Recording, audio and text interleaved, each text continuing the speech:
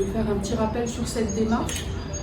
Donc les chercheurs qui souhaitent être aidés dans le cadre de leur projet de recherche et notamment leur projet d'écriture peuvent suivre des séminaires entre guillemets transversaux qui se trouvent dans les différents axes. C'est compliqué de faire de la recherche, je pense, quand on est aussi tout seul.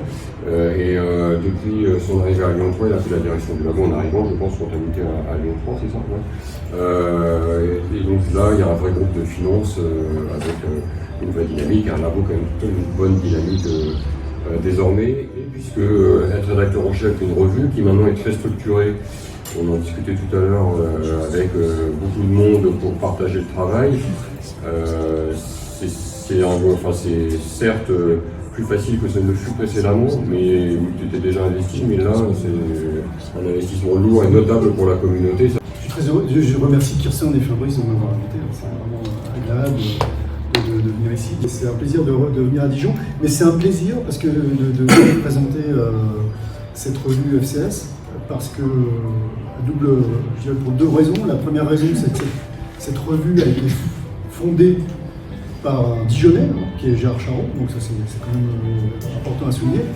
Et puis le deuxième point, c'est une des premières institutions qui me demande de venir présenter la revue. Alors j'ai eu l'occasion de présenter la revue particulièrement à l'AIMS, où ils ont chaque année un Midvie Editors avec plusieurs revues, donc j'ai eu l'occasion de présenter cette revue. Et c'est intéressant de présenter la revue à ce moment-là parce qu'on sort d'une année d'évaluation pour les revues, hein, par AFMEJ. Donc on a fait les stats, on a été et puis il fallait surtout être précis sur les chiffres, donc ça c'est vraiment très important. Donc je vais pouvoir aussi vous donner quelques informations peut-être précises par rapport à cette revue. Alors c'est une revue qui est très ancienne, qui date de 1998, hein, donc qui a été fondée par Gérard Charot et Michel Jarret. À l'époque ils étaient deux pour s'occuper de la revue. Et maintenant, on est, comme Fabrice le disait, toute une armée.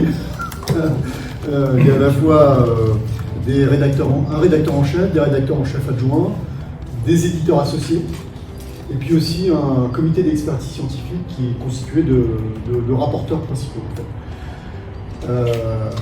Alors, je suis financier à l'origine, mais il faut savoir que cette revue, c'est quand même une revue transversale.